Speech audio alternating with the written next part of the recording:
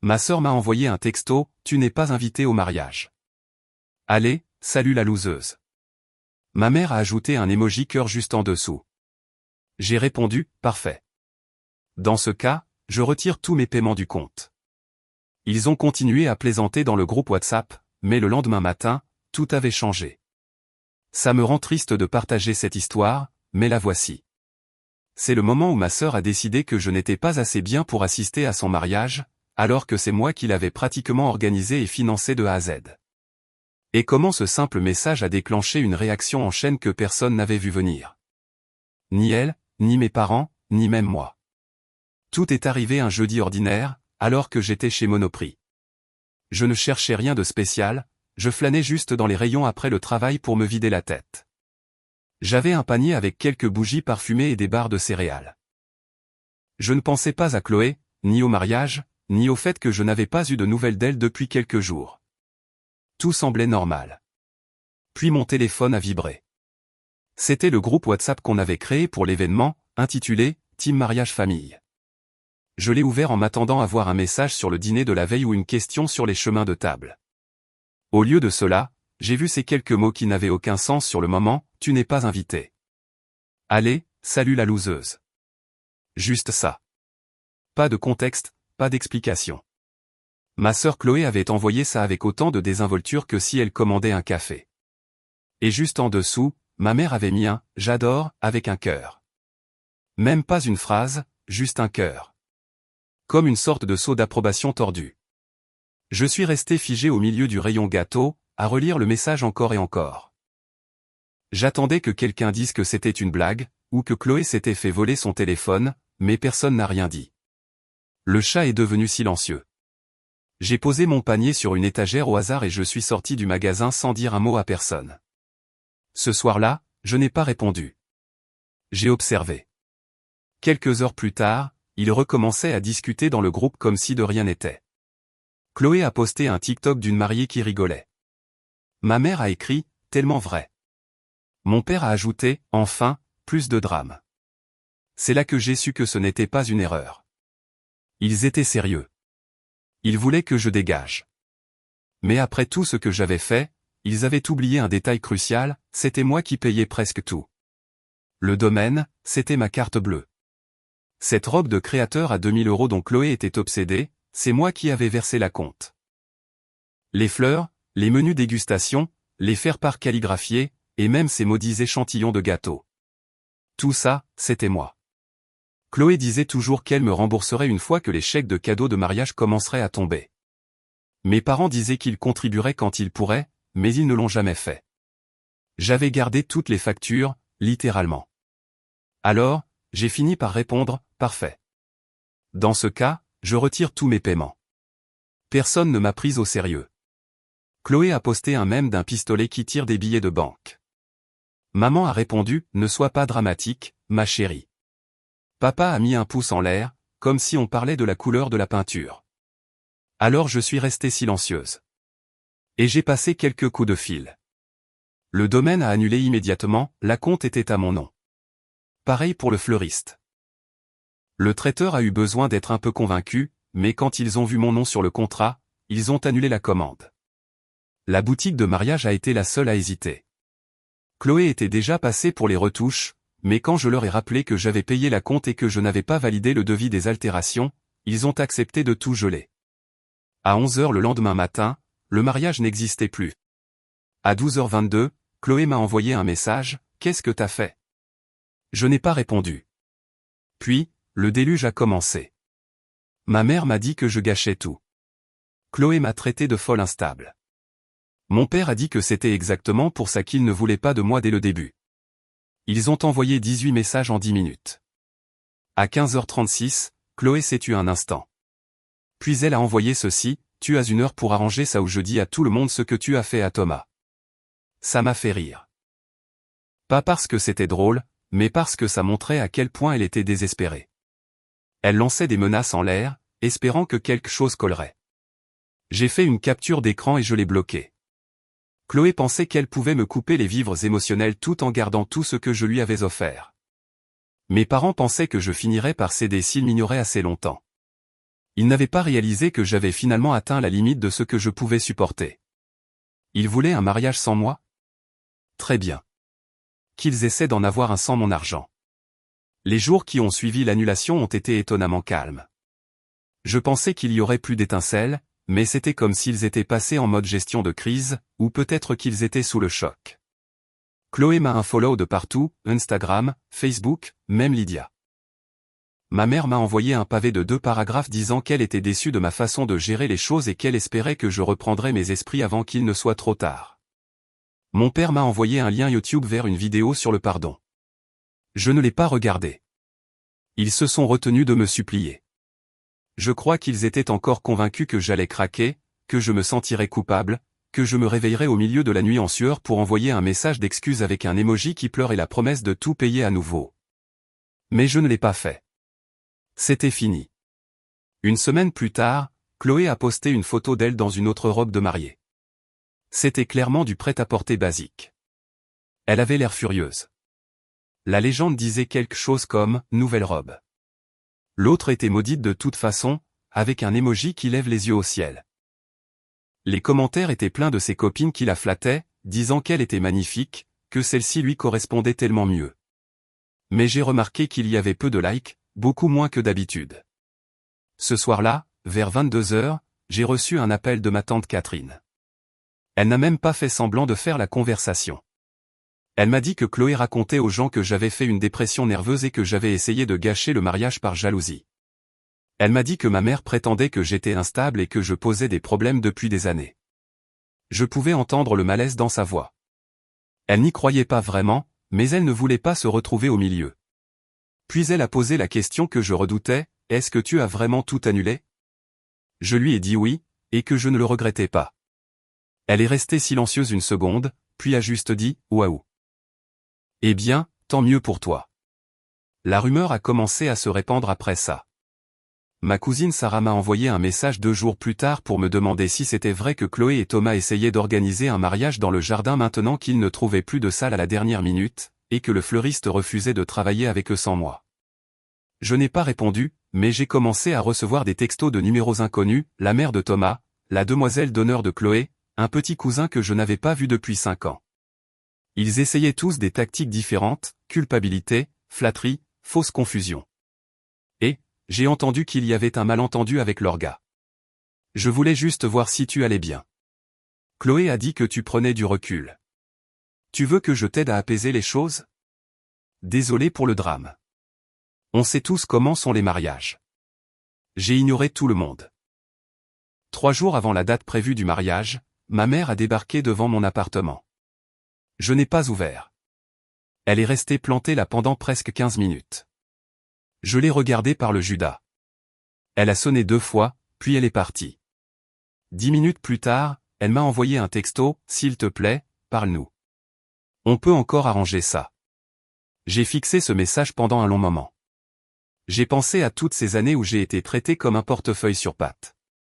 La façon dont il s'attendait toujours à ce que j'aide parce que j'avais un CDI et pas de mari ni d'enfant.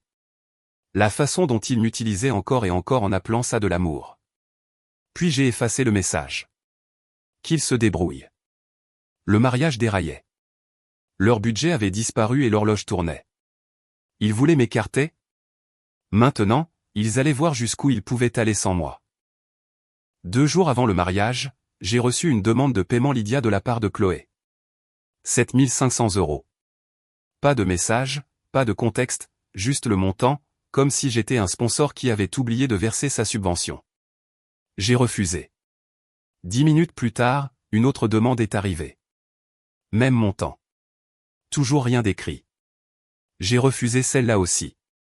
Et cette fois, je l'ai bloquée complètement sur l'application. C'est là que c'est devenu réel. Je pense que c'est à ce moment-là que la rupture s'est faite. On pouvait le sentir, comme le dernier fil qui craque. Plus tard dans l'après-midi, un texto est arrivé d'un numéro inconnu. Je ne l'ai pas ouvert tout de suite. Je l'ai laissé en attente pendant que je préparais le dîner, arrosais mes plantes et me servais un verre de vin. Quand je l'ai enfin lu, je n'étais pas surprise. C'était Chloé. Je sais que t'es énervé, mais t'as prouvé ton point. On est coincé. Le fait que tu aies tout annulé me gâche tout. S'il te plaît, ne détruis pas mon avenir juste par vengeance. Cette dernière phrase, ne détruis pas mon avenir, comme si c'était moi qui tenais la boule de démolition. Comme s'il ne m'avait pas viré du groupe et humilié devant notre famille et nos amis. Comme s'il n'avait pas ri quand j'avais dit que je me retirais. Je n'ai pas répondu. J'ai bloqué le numéro. Ce soir-là, j'ai reçu un appel du domaine, celui que Chloé avait tant aimé qu'elle en avait pleuré pendant la visite. La femme au téléphone était calme mais directe. Quelqu'un avait appelé en prétendant être moi, demandant de rétablir la réservation.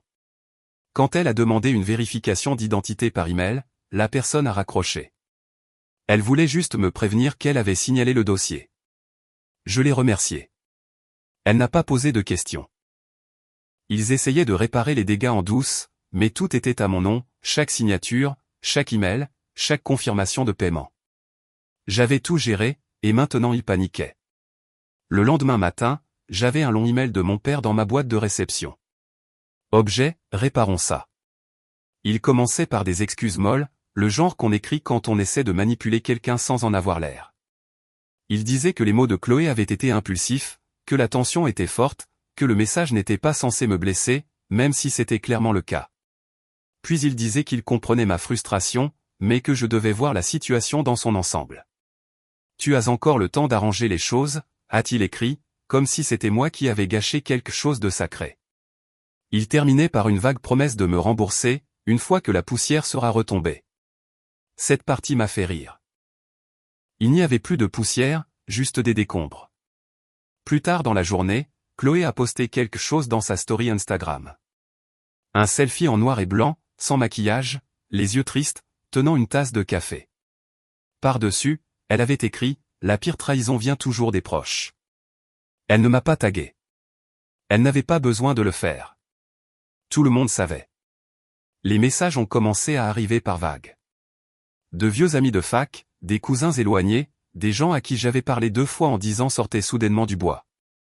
Et, j'ai entendu qu'il y avait du drama avec le mariage. J'espère que ça va. C'est pas mes affaires, mais les gens parlent et je voulais prendre de tes nouvelles. Chloé raconte des trucs assez intenses. Je voulais avoir ta version avant de répondre. J'ai ignoré tout le monde. Pendant ce temps, les initiés continuaient de me tenir au courant. Ma cousine Sarah m'a appelé depuis sa voiture, chuchotant comme si elle divulguait des secrets d'État. L'idée du mariage dans le jardin s'était effondrée. Un voisin avait appelé la mairie après avoir vu toutes les chaises pliantes et un immense chapiteau être installé sans autorisation. La police municipale était passée et avait tout fait démonter. Le traiteur avait blacklisté le nom de Chloé après qu'elle ait essayé d'utiliser mon ancienne facture comme preuve qu'elle avait un compte chez eux. La boutique de robes refusait de donner la robe tant que le solde n'était pas réglé. Personne n'avait cet argent de côté. Et apparemment, Thomas, son fiancé, était à 2 doigts de tout annuler. Il aurait dit à un témoin, si c'est ça d'épouser sa famille, je dois peut-être revoir ma décision. Puis est arrivé le message qui a tout changé. Il a popé dans le groupe WhatsApp. Je n'étais jamais parti. Je ne crois pas qu'ils avaient réalisé que je pouvais encore voir les messages. Ma mère, on ne peut pas faire ça sans elle. C'est impossible, Chloé. Chloé, et alors? On fait quoi? Papa, on la supplie. On propose de la rembourser. Elle finira par revenir. Elle le fait toujours. Cette phrase m'est restée en travers de la gorge. Elle le fait toujours. Comme si j'étais un distributeur automatique dans lequel il suffisait de taper assez fort pour obtenir ce qu'on voulait. Je n'ai pas répondu. Je les ai juste regardés s'effondrer à distance. Ils pensaient que j'étais une poire. Ils pensaient qu'il suffirait d'un peu de culpabilisation et de quelques fausses excuses pour récupérer l'argent. Mais ce n'était pas comme avant. Ils voulaient m'utiliser comme une carte de crédit dotée de sentiments. Pas cette fois. Le mariage était dans 2 jours. Pas de salle, pas de prestataire, pas de robe et pas de plan B. Ils avaient brûlé le pont et se tenaient sur les cendres, attendant que je le reconstruise pour eux. Et j'ai simplement tourné les talons. Au matin de ce qui aurait dû être le jour du repas de famille pré-mariage, le silence était angoissant. Pas de nouveaux messages, pas d'appels, pas de notifications accidentelles du groupe. Pour la première fois depuis des semaines, mon téléphone était complètement calme. C'est comme ça que j'ai su que quelque chose se préparait. Il n'avait pas fini. Ils se regroupaient. J'ai passé la journée à faire semblant de ne pas m'en soucier, courses, café, lessive. Mais au fond, je sentais la tension monter. On ne grandit pas dans une famille comme la mienne sans apprendre à sentir quand l'orage arrive. C'est arrivé à 18h42. On a frappé à ma porte. Des coups très délibérés. Pas le genre qu'on confond avec un voisin. Quand j'ai regardé par l'œilleton, je me suis figé. Elle ne ressemblait plus à elle-même. Ses cheveux étaient en bataille, ses yeux étaient rouges et elle tenait un sac en plastique Carrefour dans une main. Je n'ai pas ouvert. Je suis resté là à la regarder. Au bout d'une minute, elle a parlé à travers la porte, « Camille, s'il te plaît. Je sais que tu m'entends. » Je n'ai pas répondu. Elle a commencé à pleurer. De vraies larmes. Le genre qui ne semble pas répéter. Elle a dit que Thomas était parti la veille au soir. Apparemment, il avait fait ses valises après leur dernière dispute. Quelque chose à propos du fait qu'il ne voulait pas commencer un mariage en étant endetté envers sa belle-sœur. Elle a dit que leur wedding plané, la remplaçante qu'elle avait engagée dans la panique, les avait lâchés ce matin-là aussi. Puis elle a dit quelque chose auquel je ne m'attendais pas, « Je sais que tu me détestes, mais s'il te plaît, je ne peux pas retourner chez maman. » Il me blâme pour tout. Ça m'a fait marquer une pause. J'ai entrouvert la porte.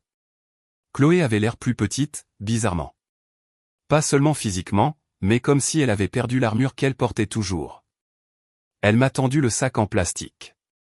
À l'intérieur, il y avait une pile d'enveloppes tenues par des élastiques, des reçus, des contrats, des chèques annulés, avec mon écriture sur chacun d'eux.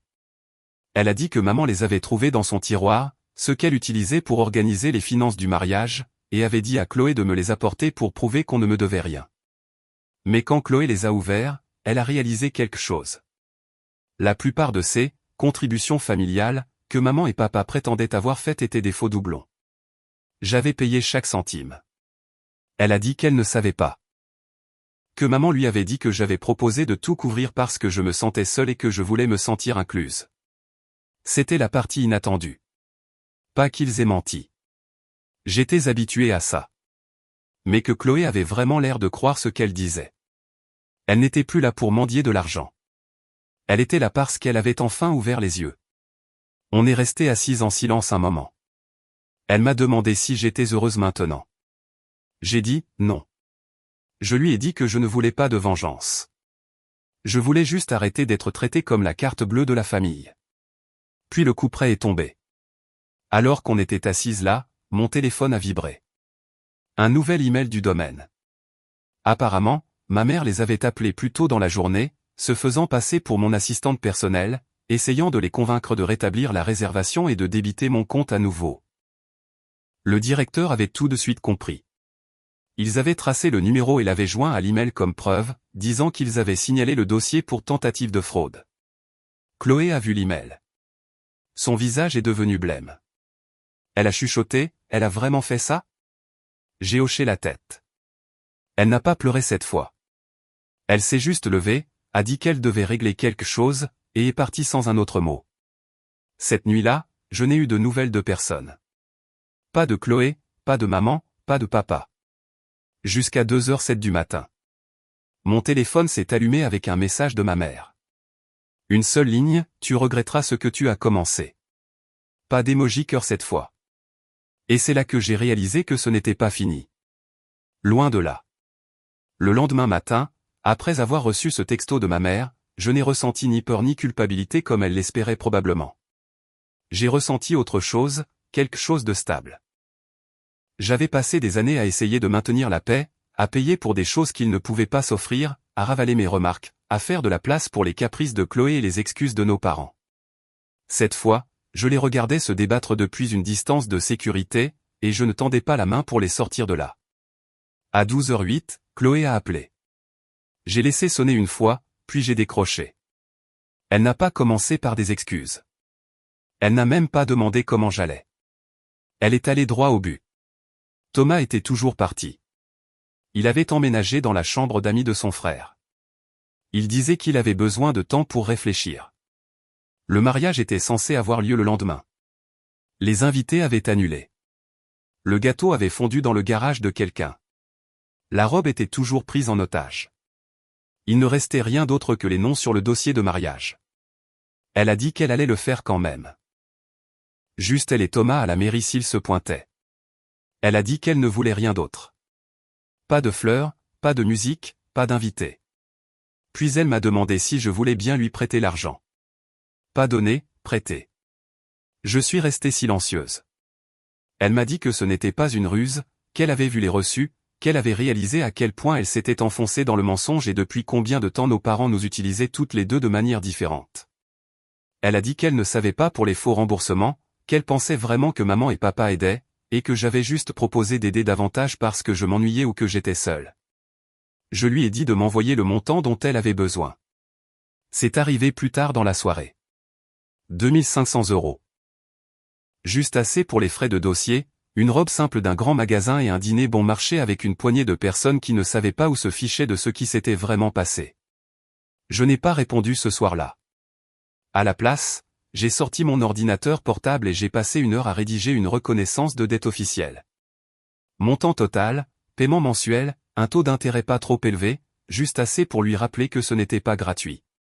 Une date d'échéance chaque mois, des pénalités de retard, un phrasé juridique, une conséquence claire si elle manquait plus de 2 paiements. À midi le lendemain, on s'est retrouvés dans une brasserie neutre, un endroit où personne ne nous connaissait.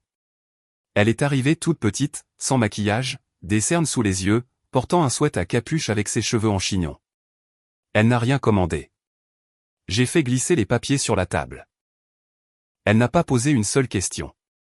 Elle l'a lu une fois, puis a signé chaque page. Pas de commentaires, pas de sarcasme, juste un stylo sur du papier. J'ai fait le virement instantané juste là, devant elle. Elle n'a pas dit merci. Elle a juste plié les papiers, les a mis dans son sac à main et est sortie. La cérémonie à la mairie a eu lieu le lendemain. Thomas est venu, de justesse. Ils n'ont rien posté sur les réseaux sociaux. J'ai su que ça avait eu lieu seulement parce que notre tante Lisa m'a transféré une photo floue que Chloé lui avait envoyée avec la légende « On l'a fait ». Pas de questions SVP. Je pensais que ce serait la fin de l'histoire, jusqu'à ce que je reçoive une invitation par email pas imprimée pour un dîner de célébration dans un restaurant local. Pas de mention du drame, juste un mot vague et poli sur le fait de « commencer ce nouveau chapitre ». C'était clairement organisé à la dernière minute. J'ai répondu que je ne viendrais pas, mais j'ai envoyé un cadeau.